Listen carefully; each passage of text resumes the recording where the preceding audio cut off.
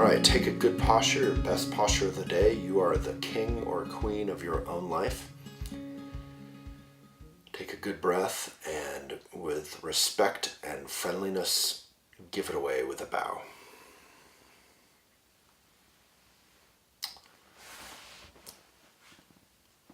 So, I guess continuing our unsexy theme, I wanted to talk about news and how news can save your life and the whole world.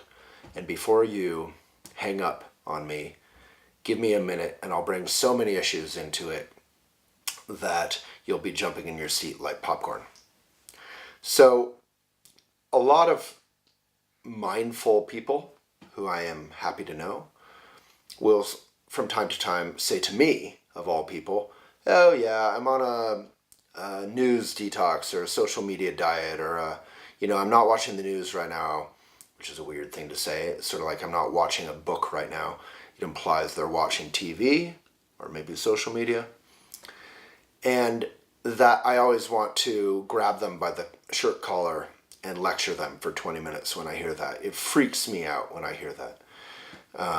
Especially when there's someone like, with all due respect, President Donald Trump in power. I'm sure there's people on the left who are just as, power mad and democracy ignorant. But democracy is a beautiful thing to me. It's chaotic, it's imperfect, but it's a process by which, as Barack Obama said, quoting someone else, we can bend the arc of history to a little bit more toward justice. And that's all that we can do. I'm reading Bill Clinton's autobiography, speaking of wildly imperfect politicians, and he has this wonderful moment where he's talking about reading this book about death, and the quote is something like, since we don't know what happens after we die, all that we can hope for is to contribute something, whether it's an object, if we're a craftsperson, or an idea, or a legacy that is in some way of benefit to someone, and drop that little act of service into the kind of black hole of the universe and of history, and then pass on. And maybe we pass on to something, or maybe we become fertilizer for tulips. We don't really know. So, in that vein, how do we contribute something meaningful? So if you're avoiding the news, I get it. I think it's a great instinct. It's a great instinct. You're wanting to shut out Fox and Friends, or shut out MSNBC, or shut out Instagram, or shut out Facebook. It's all too much. Everyone on TV, everyone on social media is trying to make money off of you, trying to get views or listens out of you. Download my podcast, subscribe. It's nonstop. Everyone sees you as a market.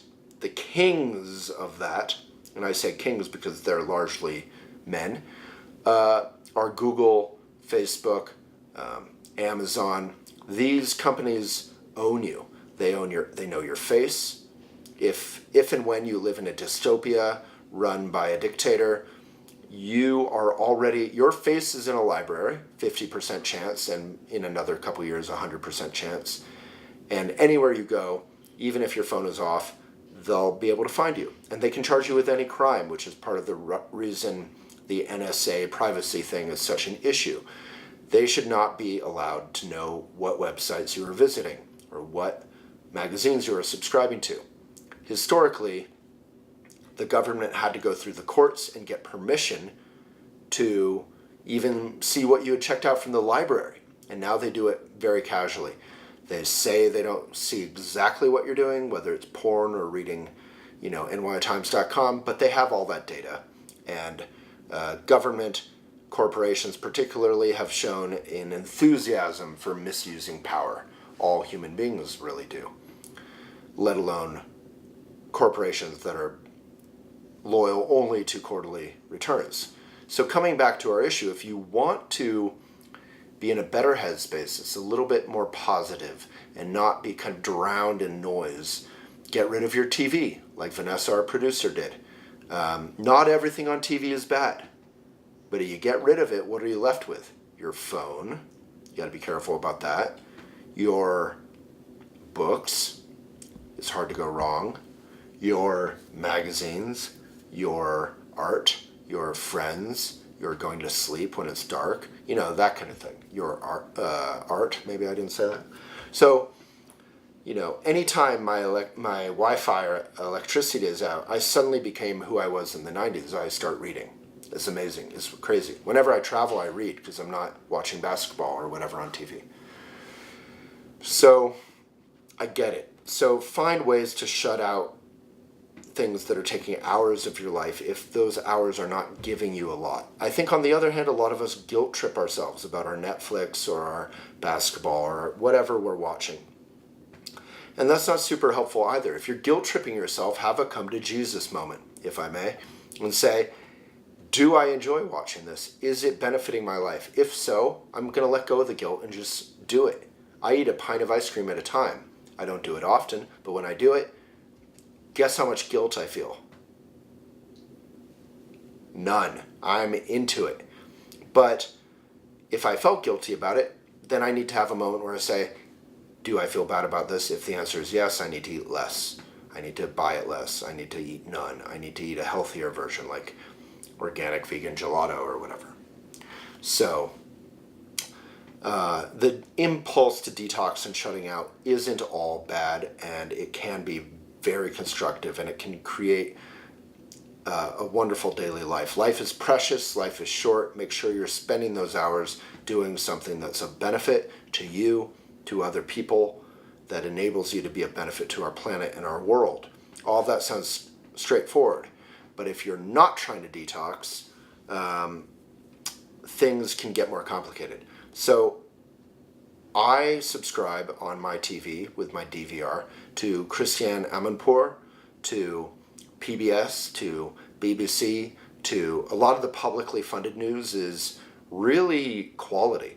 I like Anderson Cooper. There's various people on various channels that I respect journalistically. I love 60 Minutes. I subscribe to all of these. None of that is to say, oh, I'm so fancy, I'm so elite, I'm so great. I just look for people, whether they're funny, like Conan O'Brien, or Jon Stewart back in the day, or serious and boring, like Christiane can be. But if they're doing quality, if they're doing truth, if they're actually fair. One way you know someone's fair is if they criticize left or right, depending on what's appropriate, right?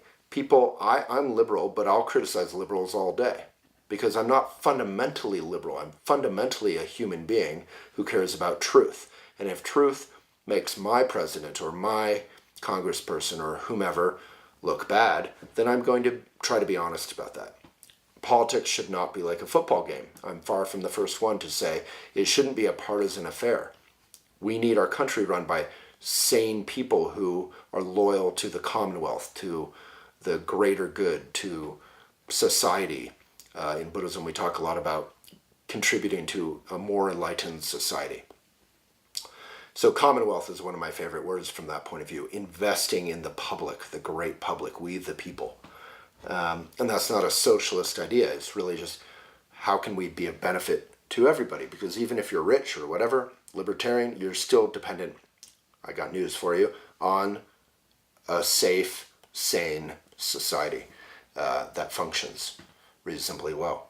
So if you are on TV or not, please try to find folks not who you agree with, but who you respect. And that's the opposite of what Amazon and Google and Facebook are doing to you. Amazon, Google, and Facebook do one thing. There's been lots of videos about this, but they put you in a little onion ring, a little echo bubble of everything you've ever done or thought about or searched for. You're going to see more of that. It's very dumb.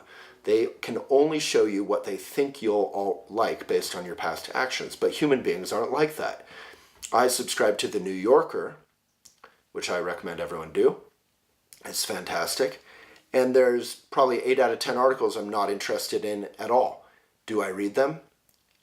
Hell yes. I subscribe to The New Yorker because the quality is so good. The journalism is so good. The writing is so good. that I have faith in it. Like any good relationship, I'm curious to learn things I don't know about already. So if there's a 8-page article on the prison system in Guadalajara, something I've never even thought about, let alone enough to be interested in, I'm going to read it. And it opens up a whole new world in my mind. And that is what we call adventure. That's what we call exploration. That's what we travel for, right? Is fresh air. So, NPR, right? So, it's not that hard. The danger is if you only subscribe to things you already agree with. I really recommend nytimes.com, subscribe digitally, subscribe to the Sunday Times. I really, and read it, actually read it. When I get the Sunday Times, it's like getting Christmas every Sunday morning. I get that blue bag and I use that as my poop bag for my dog, and I read the Sunday Times over coffee or over the next week. And a lot of conservatives will say, well, that's just a liberal rag. But it's family owned, it's got conservative writers, it's got liberal writers on the opinion page. That's kind of getting to the whole dichotomy. There's opinion, which is fine as long as it's identified as such. And there's journalism, which is truth, which is not perfect, right? Journalism endorsed the Iraq War. Journalism endorsed all kinds of crazy things over the years, but they try their best. And investigative journalism, which led to exposing Harvey Keitel, which led to the Me Too movement, which you may get angry about me saying that, but it's true. New Yorker and New York Times spent 10 years under threat of lawsuit trying to find the truth and expose him. And of course, other people contributed to Me Too. But that became front page news all over. Everyone was nonstop reading it, tweeting about it. There were all kinds of different little rivulets that led into this, what became a huge ocean that was Me Too. But journalism was, in my mind, the most significant one. It took so much work. Most of that work no one even knew about, including myself for 10 years. That takes money. And we have to subscribe. What we water will grow. So if you subscribe to New Yorker, New York Times, and you only watch quality cable or TV, that doesn't already agree with yourself. I don't watch MSNBC for that reason. I don't like being a liberal partisan. I don't want to. I like conservatives. I want us all to get along. I know we're all going to disagree over issues, and if someone, as James Baldwin says, he says, I respect anyone's right to disagree with me, unless that disagreement is rooted in not acknowledging my right to exist. If someone is racist or sexist, even then you can engage them in a educational way instead of just calling them names and yelling at them and saying they're evil. No one, how do you react when someone calls you names, says you're evil, and yells at you? Not well. So journalism is basically the craft of truth. And again, it's not perfect, but truth is a very, very important word. Like in science, it's always evolving. It's not always correct, but it's usually pretty darn correct. And we have to invest in truth. So please subscribe to quality journalism wherever you find it. I've mentioned 60 Minutes or NY Times or, anyone who is self-critical and allows a real dialogue and sense of community that's uplifted and not degraded, not ad hominem name-calling, trolling, hateful, is pretty good by me.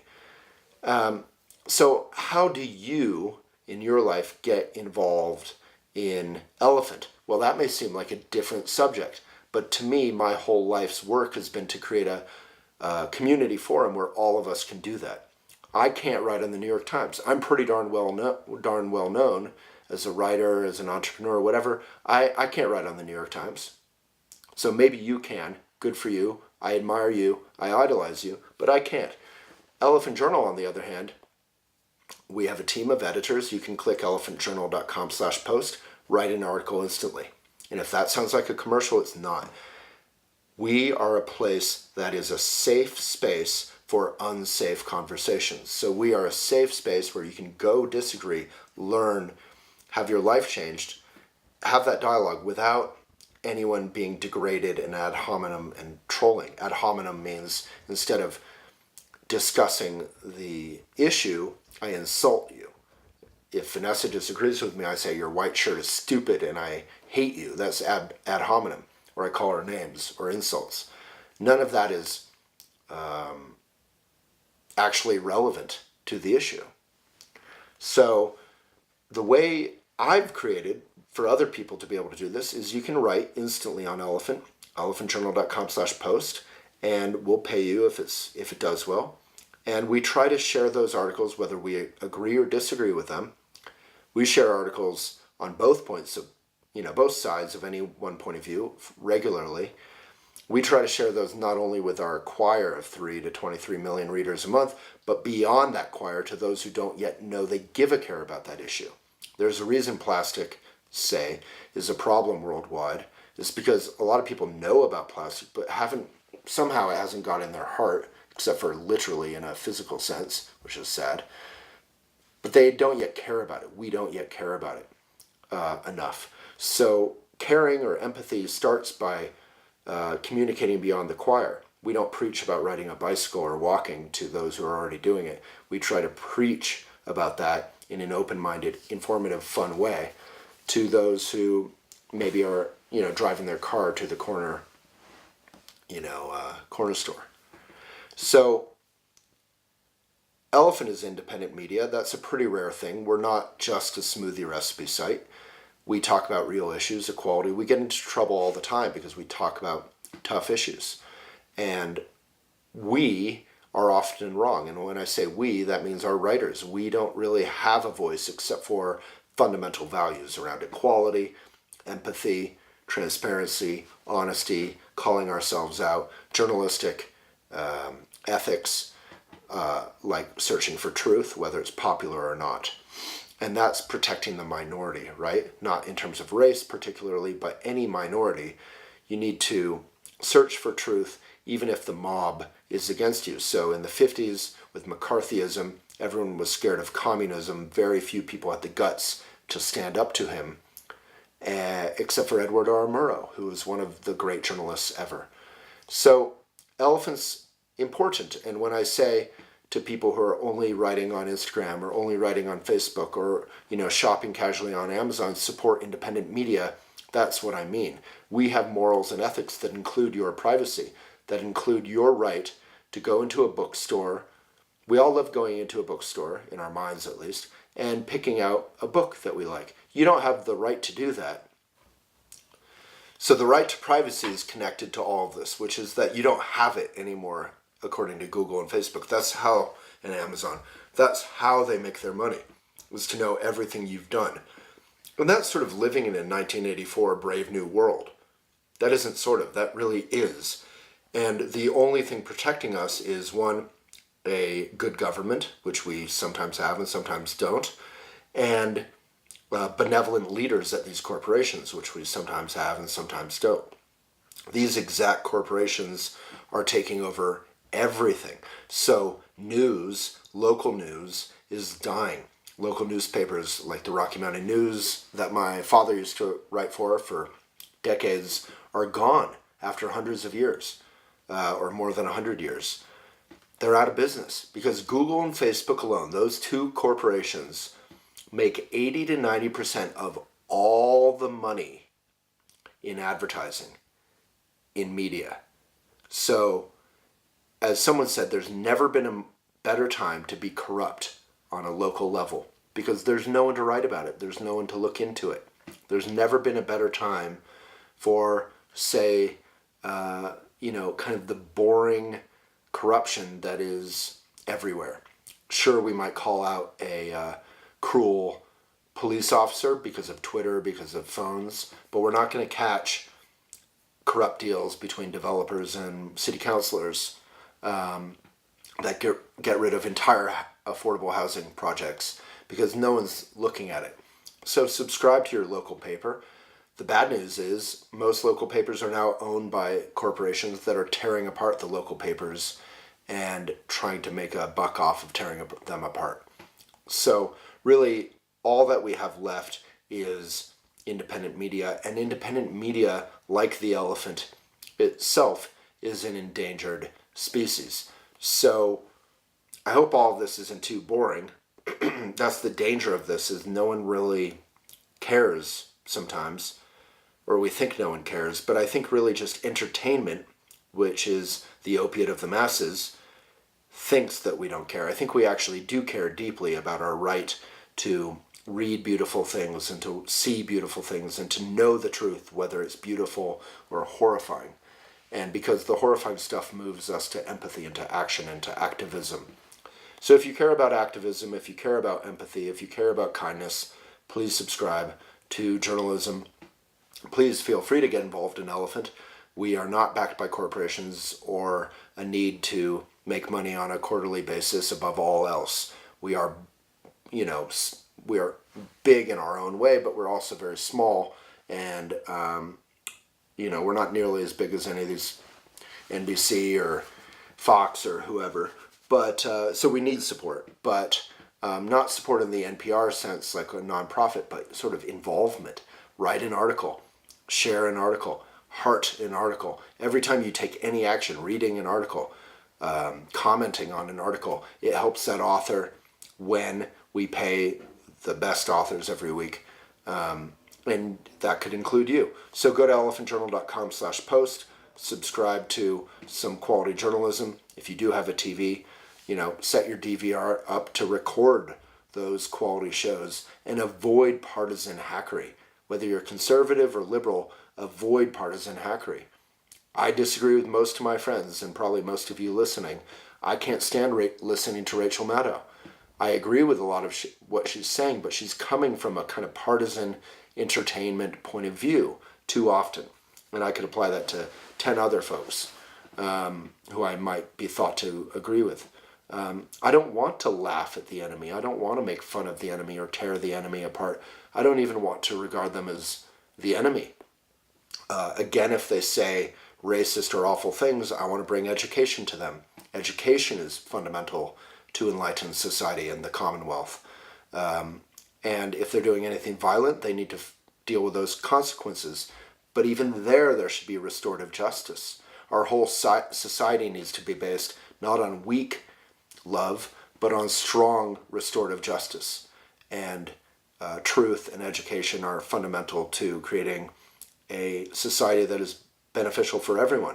And any time a society gets too stretched apart, when the 1% owns as much as 50% of everyone else or whatever it is, I think it's even worse than that. You're getting to a place where society is unstable. And that's not even good for rich people, because they need to live in society somewhere too, unless they're all going to move to some island. Even then they need, they want to have fun and they want to travel. And, we want an enlightened society and a happy, fair world. And we can all work toward that. And without information, without knowledge, without journalism, we can't see how to get there. So, thank you very much. Agree or disagree, please leave a kind comment and subscribe and help us out by sharing it. I bow to you.